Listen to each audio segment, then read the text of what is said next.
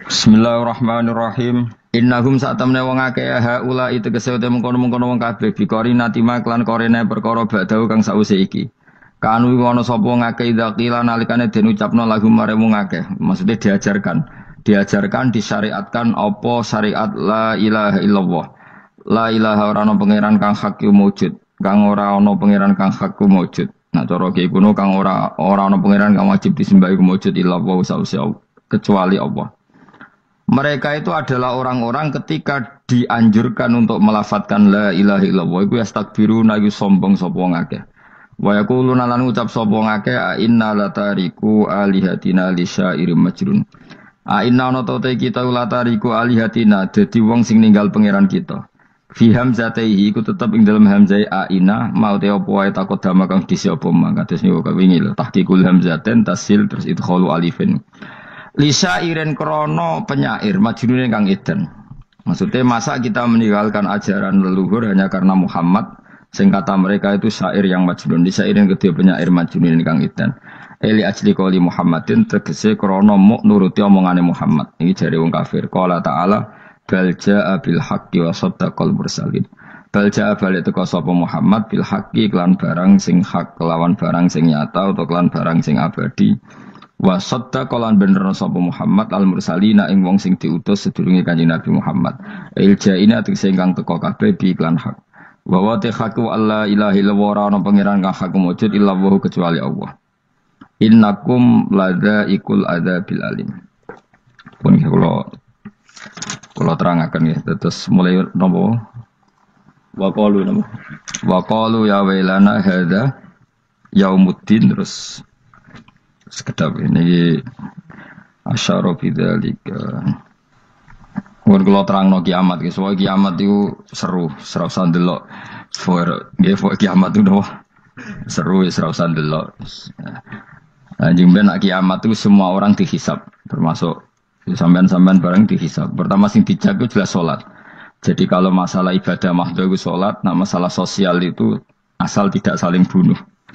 Terus kalau terangakan ya, terus ngendikane Rasulullah sallallahu alaihi wasallam ngendikane la yazalul mar'u fi fushatin min dini malam yusib daman haroman. Bapak malih nggih. La yazalul mar'u fi fushatin min dini malam yusib daman haroman. Seseorang itu boleh serilek-rileknya dalam beragama asal dia tidak punya masa lalu mengalirkan darah yang terhormat. Gamane cara Jawa ora tau mateni wong, ora tau mateni wong, ora tau mateni wong mukmin utawa ora oleh mateni wong sing muahad atau musta'man. Ya ada aturannya lah. Jadi kalau sampean urip ora tau mateni wong iku wis cara beragama iku rileks karena fi fusatin min din. Nah tentu mateni itu ada banyak sebab, di antaranya fatwa yang ekstrim. Sehingga ulama dulu itu senang diguyon sampai keterusan saiki. Jadi kabeh wong alim khase sering guyon karena memang menghindari omongan penting. Kenapa? Karena sekali omongan penting ini kadang yu'addi ilal fatwa kita qotol. Takutnya fatwa itu ekstrim, kemudian saling apa? Saling bunuh. Sehingga masyhur itu ada pepatah bahwa statement ulama atau kolamul ulama, penanya ulama itu ahaddu minas sayf, lebih tajam ketimbang apa? Pedang, karena bisa menimbulkan macam-macam. Sehingga dulu banyak ulama kalau bab jinayat itu sudah tidak mau baca bab jinayat. Jinayat itu karena ya takutnya fatwanya itu ekstrim. Ada beda zaman Nabi. Zaman Nabi itu kan enak ya. Sing Kanjeng Nabi mesti bener ya. Musuhnya Abu Jahal CS mesti salah ya. Tukaran saiki wis gak seru. Tukaran duit gue repot. Masih aku musuh sampean ini soalnya bener sampean. Wong ora tau urip ora tau seneng mbok musuhi ku piye ngono dadi. Kan gak penak. Ya jal misalnya kiai itu kan mbek santri, wong mesti kan normalnya bela kiai ini, mergo luwih alim luwih bener. Tapi kan cara pandang lha iya sing bener kok mau ngalah kan. Iso wae sing disalahno pangeran iku sing saiki wong tuwa tukaran mbek anak, kira-kira wong nyalahno sapa? Nyalahno orang tuane apa anake? Cara kowe dadi hakim. Wong tua kok wani anak, kualat tuh mau jaga lucu. Ini kan anak kok wani wong. Tapi wong tua kok wani anak, wong tua model opo. Anak wani wong tua ya anak Model apa? Ya model milenial, model. Tapi potensinya itu sama-sama salah. Sehingga ulama itu mulai dulu itu menghindari ngendikan penting itu menghindari karena ya tadi takut fatwa itu. Saya ulang lagi ya. Jadi seseorang itu selonggar-longgarnya dalam beragama asal tidak pernah membunuh, tidak membunuh darah yang seharusnya tidak terbunuh. Terus kalau masalah ibadah itu Allah ngambilnya sholat. Awwalu ma yuhasabu bil mar'u napa? As-sholat. Pertama yang dihisab itu sholat. Jika sholatnya lolos, maka hisab yang lainnya napa? Ringan. Gempon ngoten. Terus ada hisab-hisab yang di kula waca mungkin sampean iso ngantisipasi hisab. Jadi la tazulu qadama Adam atau qadama ibni Adam yaumal qiyamah hatta yus'ala an arba'in. Pertama ditanyakan dari sifat mudanya, dihabiskan untuk apa, umurnya untuk apa, hartanya dari mana, setelah mendapat untuk apa. Terus wa an ilmihi madza amila bihi, terakhir setelah mendapat ilmu itu apa yang dia perbuat. Mulane ada orang tok ilmu tidak ditakoki wae pangeran dong ora de apa takoki. Ilmu iso nglakoni, mboten gadah ilmu ya Gusti. Terus serepet sampeyan. Dunya mboten gadah dunya. Lha opo ning dunya nggih ngentosi mati sing mon-mon niku aman apa? Sebab itu orang fakir itu masuk surga lebih cepat timbang orang kaya kacek pinten 500 tahun ketakoki. Dia apa mboten gadah napa-napa. So ngaji mboten. Jadi gak perlu pertanggungjawaban mereka napa sekacau kan. Nah, sementing kalau terang ngeten ya. Niki penting rungokno. Mahsyar iku maknane iku nggon giringan. Terus kiai kuno maknane bayangno nggon mahsyar iku maknane tempat dihalonya semua manusia. Terus mauqif itu tempat diberhentikan, napa? Tempat diberhentikan. Terus di situ Anda innahum mas'ulun, mereka semuanya ditanya, dihisab. Semuanya dihisab. Terus ngendikane Kanjeng Nabi, hasibu anfusakum qabla an tuhasabu. Menghisablah diri kamu sekarang sebelum kalian semua dihisab. Sehingga potensi kita ini umat Islam utamanya sing tahu ngaji-ngaji ini, sampean semua dihisab ini kemungkinannya kecil. Karena ketika kowe ning donya sampean sedanteni kan biasa wis donga robbana zulamna sana. Jadi ya Allah, saya ini benar-benar mendolimi diri kita sendiri. Karena tujuannya hisab itu taubah. Taubah itu mempermalukan mereka di depan umum. Saya ulang lagi ya. Jadi semua hisab itu taubihan, mempermalukan mereka di depan umum bahwa mereka orang yang buruk. Sementara kamu di dunia sudah sering ngaku orang buruk. Selain ya wis roh ngakeh maksudnya ini kan. Jadi kayak ngakuin apa Robbana zalamna anfusana, sehingga ngendikane Kanjeng Nabi sebuti hasibu anfusakum qabla an tuhasabu. Menghisablah diri kamu sendiri sebelum nanti kamu benar-benar dihisab. Sehingga umatnya Rasulullah itu kemungkinan kena hisab itu kecil sekali karena tadi sudah terbiasa menghisab dirinya sendiri. Apalagi kita kata Rasulullah, saya dikasih hadiah yang para nabi sebelum saya enggak dikasih hadiah itu.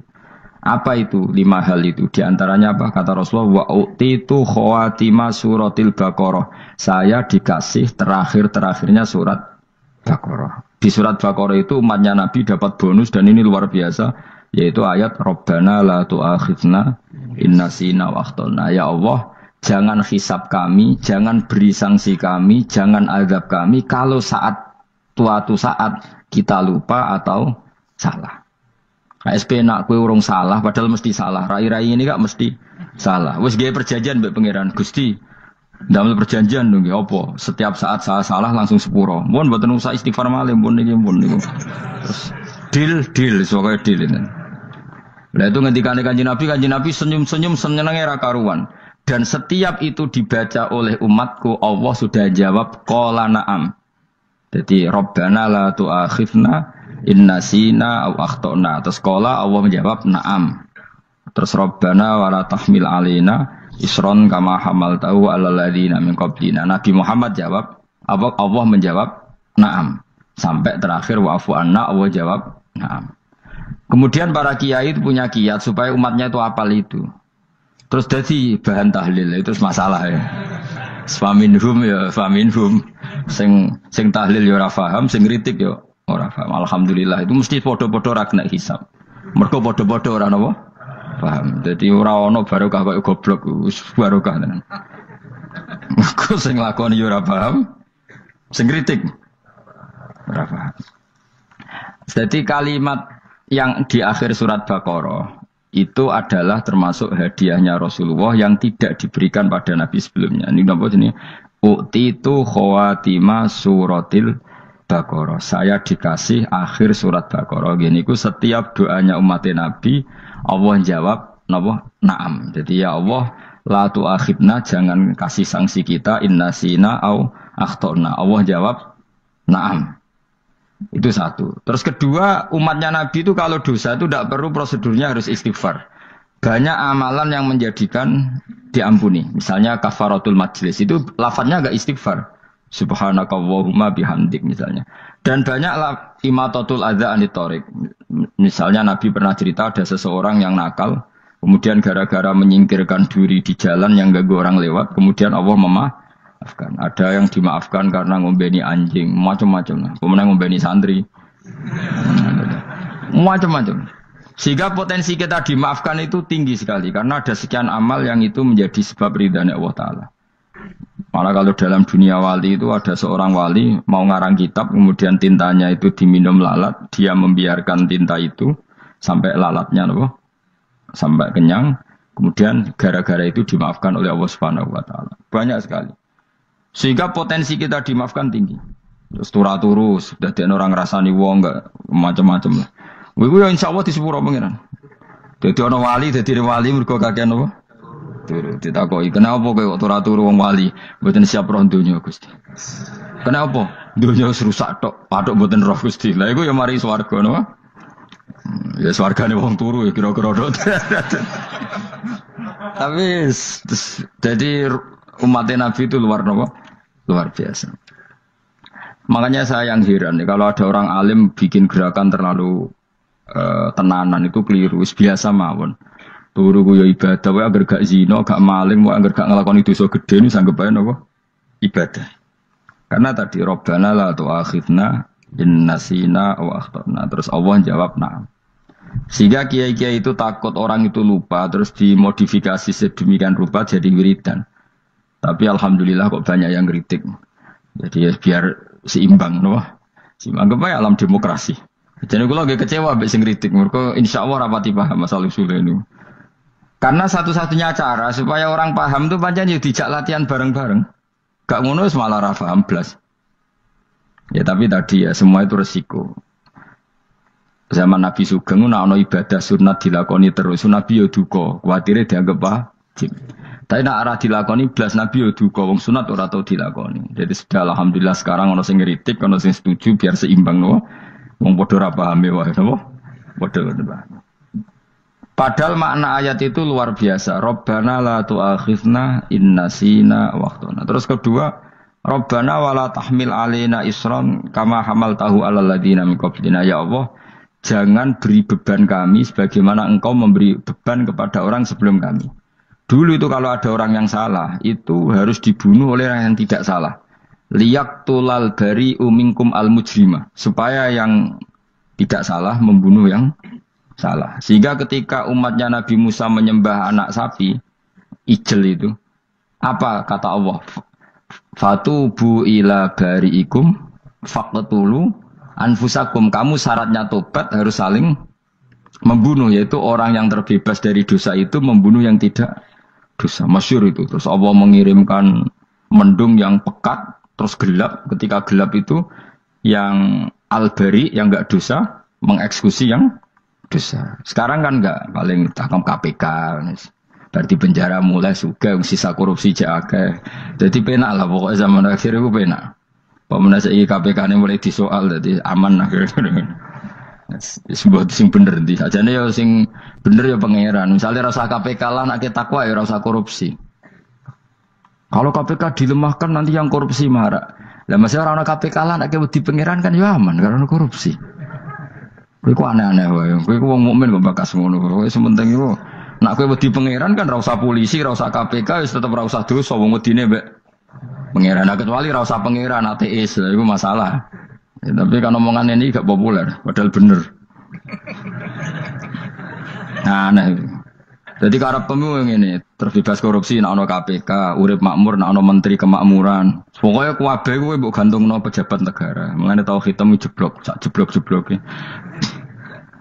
Misalnya rasa sejahtera, saya menteri sosial harusnya gini. Nggak ono korupsi, salah KPK. Nggak ono keamanan, salah polisi. Senengannya nyala no. Gue sekali-kali nggak gue tauhid. Nak ono adab itu mergo dosa yang sudah kelewat. Ya tapi kan gak mungkin ngomong bernegara gitu. Tapi atas nama iman bahasa kita seperti itu. Kalau atas nama bernegara emang kita butuh polisi, butuh tentara, butuh KPK. Tapi atas nama iman ya tadi. Kalau kita diberi sanksi Allah itu rata-rata dari bima qaddamat yadaka itu pasti ada salah yang pernah Anda lakukan. Ya, tapi sudahlah ini zaman sudah seperti ini. Sangat ada umumnya wong akeh. Kalau terang nomali masalah hisab ya. Hasibu anfusakum qabla antu hasabu. Kamu menghisaplah diri kamu sebelum kamu dihisab. Misalnya saya sebagai ulama, tentu hisab terberat saya itu kitmanul ilmi, menyembunyikan apa? Ilmu. Karena ilmu kalau disembunyikan itu bahaya sekali. Bayangkan di alam fisik. Misalnya ada orang berkebutuhan pada kemaksiatan, terus di situ ditulis bar, karaoke misalnya. Orang bisa ke sana karena ada tulisannya, ada WA-nya, ada alamatnya. Kemudian ketika Anda bisa Fathul Qorib, tidak ada tulisannya. Harusnya Anda juga nulis ahli Fathul Qorib, ahli Fathul Mu'in. Nah, atau ahli Jaljalut, tulis saja. Ahli Primbon. Enggak apa-apa, tulis saja. Penerus Ronggo Warsito, tulis saja. Zaman gendeng, arah melok gendeng, keduman, tulis saja. Tapi barokahnya tulisan itu kan orang bisa tahu. Makanya kenapa banyak orang sufi yang sudah menyembunyikan diri, warnanya nakal-nakal. Karena dia disalahkan Allah, karena menyembunyikan ilmu. Saya itu orang yang senang tertutup, kecuali masalah ilmu. Saya mau mengajar terbuka seperti ini. Karena tadi, awal dari dikenalinya kemakrufan adalah dimaklumatkan. Awal dari dikenalinya keburukan juga karena dimaklumatkan. Betapa celakanya kalau kemungkaran dimaklumatkan sementara kebenaran tidak dimaklumatkan. Makanya Mbah Mun itu sampai berfatwa, Mbah Mun guru saya itu. Nak ono masjid ora ono menarane Mbah Mun duka. Masjid kok ora ono menarane, wajib ono. Dulu saya iskal kenapa menara jadi wajib. Tapi setelah saya tambah angan-angan, secara fikih jelas tidak wajib. Tapi coba bayangkan, misalnya ada bar lampunya tinggi, orang dari jauh tahu itu bar. Sehingga kalau mau maksiat misalnya ingin ke sana. Sekarang misalnya masjid gak ada menara, ada orang ingin sholat, ada masjid tahu orang. Jadi baru kayak ada menaranya kan? Tahu. Intinya semua kebaikan itu harus dimanarohkan. Makanya manaroh itu dari kata nur. Dimenarakan, dari kata nur, dari kata dicahayakan, dimaklumatkan. Sehingga mulai dulu lama itu meskipun humul itu menyembunyikan diri. Tapi kalau masalah ilmu mereka membuka diri. Loh coba kalau misalnya ngaji seperti saya ini, saya tidak terang-terangan jadi orang alim. Sebetulnya nggak baik. Kalau kamu ujub, sombong, aku orang alim itu tidak baik. Tapi kalau kita kan tidak karena ujub tadi, harus memaklumatkan. Coba berapa bapak-bapak yang tertolong nyari bidan ketika istrinya hamil. Gara-gara tulisan karena yang nolong itu. Bidan. Ya kan? Dokter gigi. Atau kalau nggak dokter, ya ahli gigi. Ahli gigi itu yang dipasang tanpa medis itu. Nggak kamu menjadi tahu karena apa coba? Tulisan kan. Tapi kenapa kebaikan tidak seperti itu? Harusnya sampean itu tulis saja. Misalnya sampean nggak alim saja, maklar orang alim. Siap menyalurkan ke tempat-tempat orang alim. Coba TKI tenaga kerja itu. Mereka tahu Korea, Hongkong karena bisa penyalur tenaga kerja. Tulis saja rumah kamu penyalur ke orang alim. Nanti antar kebeduan. Kalau ada orang tanya, maksudnya gimana? Kalau butuh orang alim, tak antarkan. Oh ya sudah, itu kalau se-Indonesia, itu luar biasa. Jadi yang ngajinya dulu Fathul Qorib sampai bab sholat bisa saja. Ahli Fathul Qorib sampai bab sholat. Tulis saja dalam kurung, pemahaman pas-pasan. Enggak apa-apa. Lo coba, dokter itu kan fair. Kalau ilmunya pas-pasan tulis dokter umum. Kalau dia merasa pinter, dokter spesialis. Dan itu menjadi orang tahu. Tulis saya kan ke ahli saraf. Nah, lo buatan guyon itu betul. Makanya saya ini termasuk orang yang menyembunyikan diri. Tapi kalau bab ilmu ndak. Sehingga nyun saya ada sombong banyak gus-gus alim yang ngaji saya jamul jame, ngaji mahali. Padahal itu kitab tersulit di pondok. Tapi gara-gara saya sering cerita, saya pernah ngaji jamul jame sama Mbah Mun. Saya pernah mentakriri kitab ini, kitab ini. Hanya banyak yang ngaji saya. Kalau tanpa itu kan mereka tidak tahu. Ya sampean nggak apa-apa kalau menyaingi saya. Tulis saja di rumah kamu ahli jamul jame. Barang diparani ahli apa ahli jilid. Maksudnya kalau kitab kamu rusak bawa sini. Ya nggak apa-apa. Nah, sehingga syarat utama jadi nabi itu sebetulnya memaklumatkan diri. Ya saya ulang lagi. Pertama nabi jadi nabi syaratnya apa? Memaklumatkan. Sehingga pertama beliau jadi nabi naik gunung Sofa, kemudian ya maksara Quraisyin halummu ilayya, wahai orang Quraisy kesini. Terus nabi mulai manggil satu-satu, ya bani abdi amanaf kesini, ya bani fihir kesini. Terus saya ini adalah an-nadhirul mubin, saya sekarang diangkat jadi nabi. Terus Abu Lahab marah-marah, tabbannaka ya Muhammad alihada jama'tana. Muhammad kamu itu orang sial, kita enak-enakan tidur gara-gara kamu manggil kita datang, ternyata hanya untuk urusan seperti ini. Makanya terus ada tabbat yada abi labi watab. Tapi yang iman kemudian tanya, Muhammad kalau kamu setelah jadi nabi, misinya apa?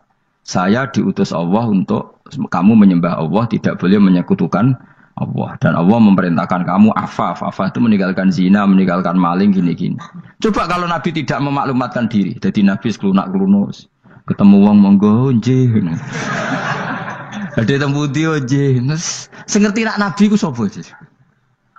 Sehingga orang-orang yang humul, yang menyembunyikan diri itu di bab ulama masalah besar itu. Karena ciri utama dosa adalah kitmanul ilm. Makanya Nabi sidik amanat tabligh fatona. Tabligh itu lawan katanya apa?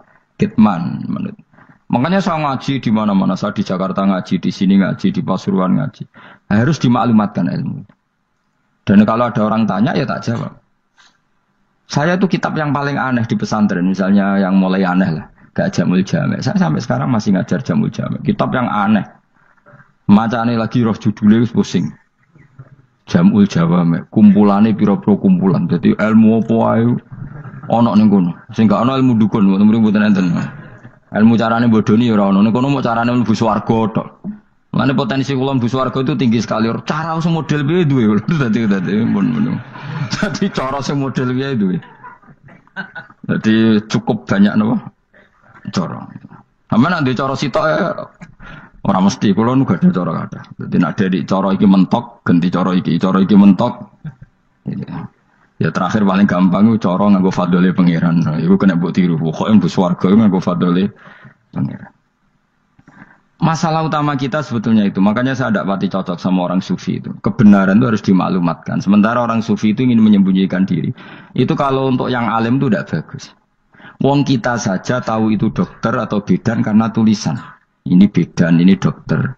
Dan mereka jujur, dokter umum, dokter spesialis. Loh, coba misalnya di kota, kamu tulis saja penyalur kebaikan. Orang yang ingin mondok, pondok pilihannya ada, Sarang ada, Peloso, Lirboyo. Kalau saya ke sana gimana? Saya kenal busnya, tak anter. Wan keren, juga ada penyalur. Kalau orang bisa tersalurkan ke Korea, ke Korut, ke Jepang karena tulisan, kenapa tidak banyak orang tersalur kebaikan karena tulisan? Gue orang mau kelunak orang jelas. Meskipun nanti ditawari orang, mesti dulu sih ahli takrib, mesti wong guyu, ahli fathul qorib sampai bab sholat. Tulis saja jujur. Maaf, tapi hanya sampai bab sholat. Tulis saja. Ada maafnya barang, maaf. Tapi sampai bab sholat. Enggak apa-apa. Paling untuk fongsowan. Larian modal jenengan 2 tahun. Tapi ini modalnya mau 3 bulan. Mulai ngajinya untuk bab sholat. Enggak apa-apa. Loh, itu dulu memang begitu. Rasulullah zaman Sugeng itu kalau ngajari santrinya itu balighu anni walau ayah. Maklumatkan ke kampung kamu meskipun 1 ayat. Banyak sahabat kalau ditanya dia tidak bisa karena ngajinya tidak hatam. Tapi ya terus, gak apa-apa, kok tak soal Abu Bakar, tak soal Umar. Ditanyakan yang lebih pintar. Saking tidak pahamnya sahabat itu lucu. Ketika ada ayat waqulu washrabu hatta yatabayyana lakumul khaytul abyadu minal khaytil aswad. Itu kalau mau tidur ya benar-benar bawa benang putih sama benang hitam ditulis dipasang di pintunya. Jadi kalau makan diinceng lagi, kok masih belum kelihatan, wah masih boleh makan. Gitu. Terus begitu. Kalau sudah mulai syuruk, mulai padang, wah berarti sudah imsak. Jadi karena makanlah dan minumlah sampai benang hitam terbedakan dari benang putih. Artinya kalau malam kan, dulu kan nggak ada listrik, nggak ada lampu. Berarti kalau benar-benar masih malam nggak terlihat, berarti masih boleh makan. Nanti terus dilihat gitu. Terus, ya sudah wakafnya di situ. Hatta yatabayyana lakumul khaytul abyadu minal khaytil aswad. Wakaf dulu. Terus akhirnya Kanjeng Nabi itu piye kok umatku jadi masangi benang ini. Akhirnya Jibril teko. Ini makanya unik dalam ulumul Quran. Satu-satunya ayat yang diturunkan hanya satu kata itu ya ayat itu tok. Terus Jibril datang, Muhammad ayatnya itu kurang sitok. Minal fajr. Terus ditambahi minal fajr. Jadi minal fajr itu unik. Ada Jibril jauh-jauh dari langit. Iku mau nuron apa? Minal fajr. Makanya kalau kamu nanti dites, kalau ingin jadi dokter tafsir dites, ada satu kalimat yang diturunkan jauh-jauh Jibril ke bumi. Apa kalimat itu? Jawabannya minal fajr. Wis alim gue yakin alim. Memang ikut tak? Masa itu? Mereka gara-gara sahabat itu terus masangi apa? Benang nginceng. Minal fajr. Baru mereka tahu maksud fajar, maksud apa? Benang hitam artinya malam, benang putih artinya fajar. Sodik sudah menyingsing. Semenjak itu sudah ada benang-benangan karena jadi orang-orang ngono maksudnya cek kurang sithik gitu terus turun apa? Minal fajar ya. Jadi nanti kalau sampean latihan tes jadi dokter apa? Tafsir. Ayat mana yang diturunkan hanya satu kalimat atau satu kata jawab apa? Minal fajar. Itu lolos langsung dokter. Pun pinter. Ya pinter ngerpek maksudnya orang yang lah nanti hubungan kita dengan Allah ya seperti itu. Sejauh mana kita memaklumatkan Allah. Sejauh mana kita mengkampanyakan Allah. Saya berkali-kali bilang, saya kemarin kan di Korea, itu sebetulnya saya yakin hanya doa saya. Saya sering berdoa, ya Allah, Engkau dipuji di langit dan di bumi. Lalu kalau di bumi ateis, itu caranya kayak apa? Dulu saya itu terobati karena Uni Soviet setelah persemakmuran banyak menjadi negara Islam. Berarti itu bukti bahwa Allah pun dipuji di bumi Uni Soviet. Lalu yang kayak Korea kayak apa? Ternyata betul Koreanya tetap ateis, tapi gara-gara diserbu wong Indonesia. 49.000 wong Indonesia ning Korea Selatan. Iku mbok gawe sing salat separuh, iku jek piro? 24, kira-kira ya digawe 20.000. Selawewu salat kabeh, tahlilan kabeh surwame. Lah kok sing ngritik tahlil muni sunah Rasul tok surwame. Kok rame lah walhasil. Kita tahlilan wah itu enggak ada hadisnya. Gak apa-apa sing penting muni hadis sing sitok tahlil. Muni hadis ya ibadah, tahlil ya ibadah. Mbok lah soal kok bener ding totalan guri sing penting rame. Maksudnya sementing rame ngomong visi Islam. Sitok Islam tahlil, sitok Islam sunnah Rasul gak masalah. Wong ape yakin bener saiki ya ora ono klarifikasi. Tapi sementing kan kabeh ngomong tentang Islam. Artinya gini, Allah punya cara untuk supaya bumi Korea itu ada yang bertasbih bersujud. Mil'us samawati wa mil'ul. Allah tidak kurang cara. Golek wong kedonyan ditawarik ke sana demi uang. Bareng wis ning kono dielingno pangeran. Segawe masjid, kontrak masjid macam-macam lah masjid kontrakan ning Korea. Nang kene ora ono masjid. Pusing. Saya pernah ngisi di satu masjid itu, gua bari pintu gerbangnya bukan salib kan. Ternyata tingkat 1 itu gereja, tingkat 2 bar, tingkat 3 masjid. Kadang ya kebalikan masjid, bar, gereja. Satu gedung. Jadi malaikat saya tidak tahu lewatnya gimana itu kan. Saya nggak tahu itu cara lewat gimana. Karena malaikat bagian rahmat itu nggak bisa dia lewat salib. Kan. Tapi dia harus menulis ganjaran yang sholat. Nggak tahu saya lewatnya dari mana karena itu. Ya tentu dia punya cara lah. Tapi yang jelas ya agak bingung ini gimana. Itu pernah yang tingkat 2 itu bar pas aktif. Ada santri yang ya pekerja imannya pas-pasan. Kalau nanti gue sebagai Jumatan mlebu bar pas aktif. Wakai wong ayu. Meh wera Jumatan. Mereka mau tingkat 2 bar, tingkat 3 masjid. Itu ono khutbah yang barnya tetap main. Ada bar yang masjidnya tetap khutbah. Itu masuk bar. Jumatan apa ning kene wae.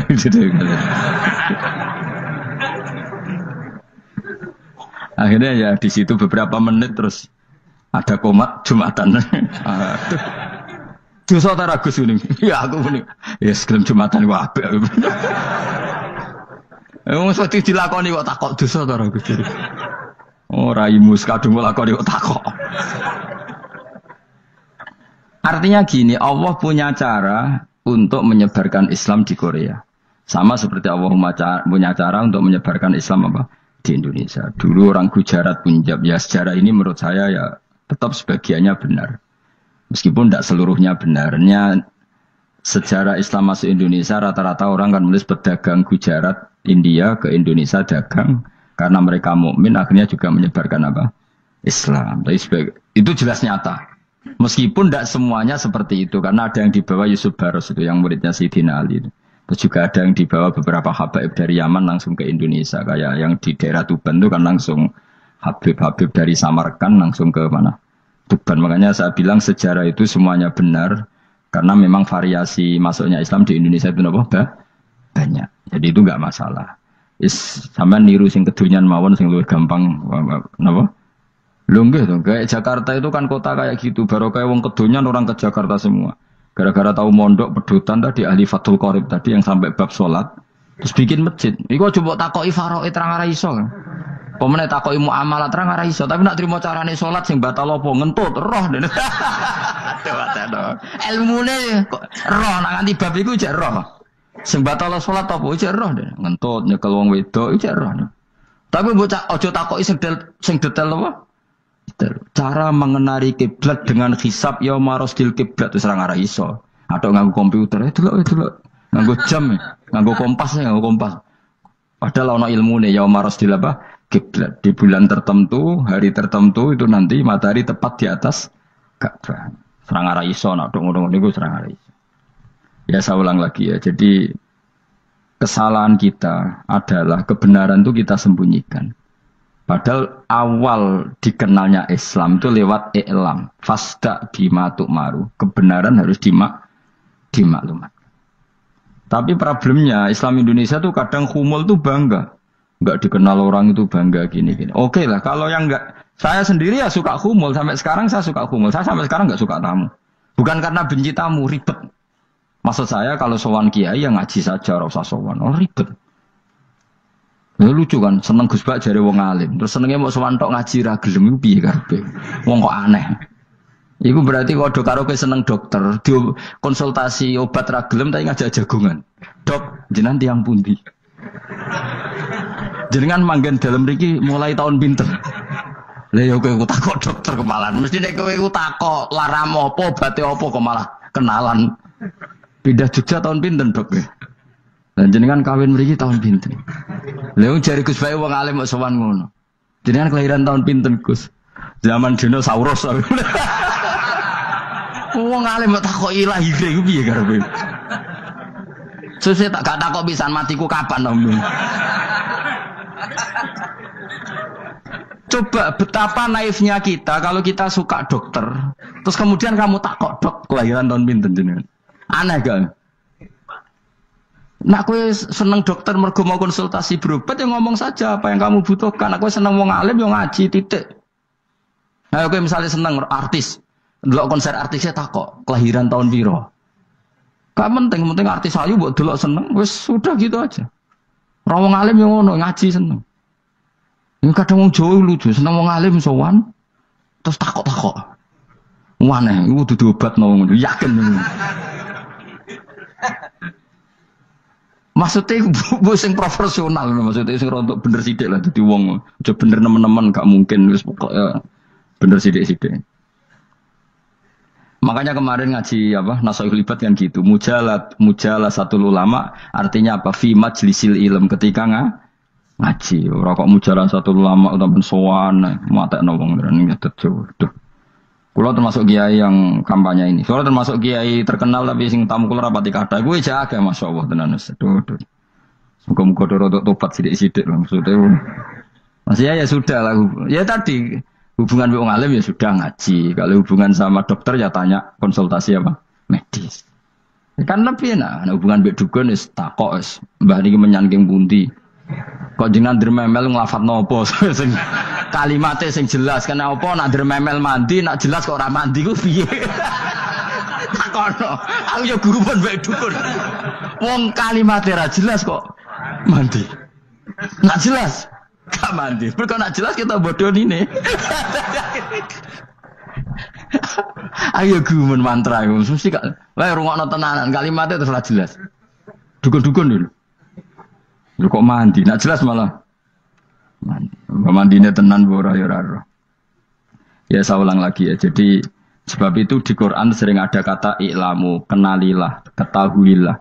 Jadi awal dari agama ini adalah harus tahu. Maka menyangkut harus tahu ini lalu Allah bikin media. Media itu apa saja. Tapi lalu kita bisa berdebat tentang media. Itu yang kita tidak tahu nanti hisabnya di depan Allah Subhanahu wa taala. Saya sampai sekarang itu nggak tahu, nggak pernah bilang halal, nggak pernah bilang haram. Misalnya gini ya buat ini dengerin ya. Di Korea ini sering teman-teman cerita. Ada beberapa majikan yang baik sama umat Islam, yang bekerja Muslim. Itu kalau dipamiti sholat, Pak majikan saya mau sholat. Sholat itu apa? Mereka bilang dengan bahasa analogi di Korea. Pokoknya sholat itu sembahyang. Ketika sholat itu ditanya sama orang Korea, loh kamu itu sembahyang kok tidak ada patungnya? Karena pengetahuan mereka yang namanya sembahyang itu ada patungnya. Ada yang baik, apa sekalian tak belikin patung? Jadi wong Islam pas sholat itu didelok ngarepe dhuwure kok gak ono patung. Ono sing ape sujud itu digambarno salib. Mergo dekne denger-denger kalau karena tidak tahu Islam itu apa. Sementing ada personifikasi Tuhan. Ada lagi ini yang agak ngeri. Ada pegawai Garuda karena dia agak terpelajar waktu sholat dia sholat sama krunya di mall. Itu langsung security mall nelpon polisi. Ini ada ritual teroris gitu. Jadi sholat itu dianggap mukadimah sebelum ngebom. Jadi ritual. Pertanyaannya adalah karena mereka tidak pernah ngerti sholat itu kayak apa. Dan kadang-kadang orang ngerti bahwa sholat itu adalah ritual umat Islam itu lewat media. Media itu bisa berita, bisa dokumenter, bisa apa saja. Kita tidak pernah tahu cara Allah mengertikan. Seperti kita tidak pernah tahu madzhab Mu'tazilah, tahunya itu dari kitab-kitab ahli sunnah wal jamaah. Coba kita semua misalnya tahu madzhab yang aneh, Mu'tazilah, Jabariyah, Qadariyah, itu dari kitab mereka apa dari kitab ahli sunnah? Dari kitab ahli sunnah. Maka bisa saja informasi keburukan itu dari orang baik dan informasi kebaikan dari orang buruk. Kita tidak pernah tahu. Karena ini yang bisa ngelola hanya Allah Subhanahu wa taala. Tidak bisa, kita tidak bisa, hanya Allah yang bisa. Maka perdebatan Ahmad bin Hambal dengan Haris al-Muhasibi itu seperti itu. Misalnya gini, tak kiri contoh. Haris al-Muhasibi itu orang alim alama. Dia ahli sunnah mandat, pokoknya ahli sunnah sekali. Dia mau ngarang kitab tentang, dia menentang Mu'tazilah, menentang Qadariyah, menentang Syiah. Terus setelah mau ngarang kitab, ditanya sama Imam Ahmad, ya Haris, kalau kamu ngeritik Mu'tazilah, awalnya gimana caranya kalau ngarang kitab? Ya saya cerita pendapat mereka dulu, lalu saya saya tentang. Imam Ahmad guyu-guyu. Bukankah setelah kamu cerita mazhab mereka plus argumentasi mereka, jangan-jangan pembacanya sudah tertarik. Pas kamu nentang, kamu sudah dianggap gawe-gawe. Karena kadung tertarik. Saya kita contoh wae, misalnya gini, kowe sekarang rasa bareng dadi wong soleh biasa wae. Aku ana gambar wong wedok montok tak tulis, hindari ini. Kira-kira dia maca hindari apa gambare? Enggak jawab, kira-kira lho. Sing mbok nikmati kata hindari apa? Sing mbok eling-eling kalimat hindari apa gambare? Kira-kira. Padahal tulisannya apa? Hindari bahaya ini. Bahaya ndi terus didelok.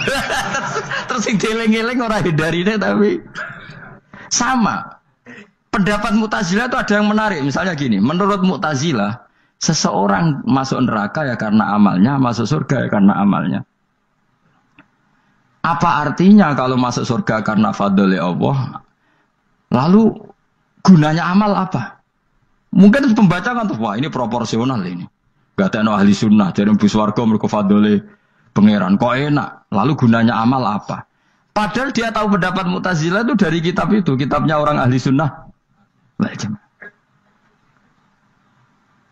Gak pernah tahu kita. Ya saya ulang lagi. Itu kan ibarat kayak KUHP.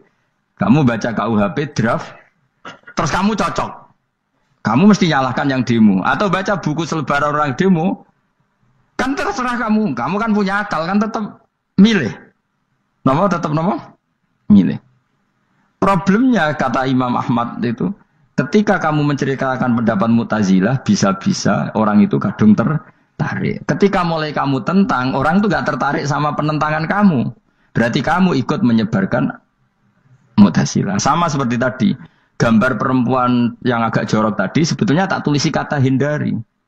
Padahal Ruhin gak tahu eling wong wedok gara-gara tak kei gambar hindari bahaya ini malah jadi eling. Ora eling tulisannya eling. Nah, hakikat saya ini penyebar kata hindari apa penyebar gambar itu? Coba. Lalu status saya ini pengedar gambar itu apa pengedar kata hindari? Iya yang mengedarkan kata hindari tapi yang mengedarkan. Nah sama sekarang pertanyaannya, kalau kamu ngarang kitab anti Mu'tazilah itu sebenarnya pengedar mazhab Mu'tazilah apa penentang? Ya pengedar juga karena umat tahu dari kitab kamu. Dong toh? Lah ya mulane ku dadi perdebatan, kok kaya iya kaya ora. Iki waktu gale gini misalnya. Kamu jangan milih presiden yang dari militer, itu pasti keras, tegas, terus kaku. Ternyata pembaca itu wataknya militer. Lu cari yang begini, pusing kan kamu? Agak suka presiden sipil, nggak tegas. Padahal kamu nulis itu untuk menggiring orang milih presiden. Jangan milih yang militer, pasti tegas, nggak demokratis, nggak nerima pendapat. Ternyata pembacanya suka saya punya pemimpin yang tegas. Habis kamu kan? Yang tahu hati orang itu siapa? Makanya ketika kitab Ahli Sunnah dipenuhi dengan cerita-cerita madzhab Mu'tazilah, itu sebetulnya kamu itu pengedar apa penentang? Itu pertanyaan Ahmad bin. Akhirnya Imam Haris Al-Muhasibi bilang gini, enggak maksud jenengan itu ngelarang apa dukung. Pokoknya mangkel. Dari Imam Haris, aku pokoknya ngomong ngono ae pokoknya. Terus akhirnya Imam yes. Nangoten kita arah jiran buatan ngarang. Makanya Haris Al-Mumrah akhirnya nggak mengarang kitab itu. Dia sebenarnya pernah rencana Kitabul Firaq fil Islam. Dia mau ngarang kitab kelompok-kelompok dalam Islam. Ya coba mau apa coba? Misalnya kamu bela tahlil, nasibnya juga seperti itu. Hujahnya tahlil, ini. Terus hujahnya penentang tahlil. Yang bisa mengendalikan pikiran pembaca siapa? Ternyata dia tertarik sama pikiran penentang. Lucunya yang menceritakan kamu. Pengagum tahlil. Kan tidak pernah tahu. Mana nak dari ceritanya Mbah Mun itu lucu. Mbah Mun itu mondok Lirboyo. Itu di Bandar Kidul akeh wong ayu. Itu dulu babanya Mbah Mun itu ada yang suka orang sana sampai nikah orang sana juga pulang ke sarang. Itu di antara mbah-mbahnya Mbah Mun. Suka perempuan sana terus nikah sana enggak pernah pulang ke sarang. Lah Mbah Mun itu lahir dari adiknya, pokoknya dari keluarga, dari saudara yang enggak pernah pulang dari Bandar. Diwasiati, mun nak mondok ujo geman dolan ning Bandar Kidul. Agak wong ayu. Akhirnya malah penasaran. Justru kalimat itu yang menjadikan maksudnya ku ajune nganti sepiro kok nganti mbahku katut kan malah akhirnya penasaran. Lare kata Mbah Mun, tak angen-angen bener Imam Ahmad bin Hambal. Maksudnya ku kalimat itu pancen ribet. Kalimat itu ribet pancen. Coba milih mana coba? Jong aja geman moro pasar opo lah nang daerah kono. Ono opo? Bahaya kan. Gara-gara kamu melafatkan itu malah orang penasaran. Di sana ada bareng delok ning kono. Ya nak terus mulai tak ora. Nah, makanya pertanyaannya, pengarang buku juga kena hisab karena sebetulnya apa yang dia tentang orang lain menjadi tahu karena ceritanya dia. Coba kamu ngarang kitab saja yang anti Syiah atau anti Mu'tazilah atau anti Murji'ah atau anti otoritarian, mesti pembaca itu nggak bisa kamu kendalikan. Ya, itu juga rawan hisab. Makanya berat. Pokoknya walatus aluna yauma idzin anin naim. Semua itu nanti dimintai tanggung jawab oleh Allah Subhanahu wa taala.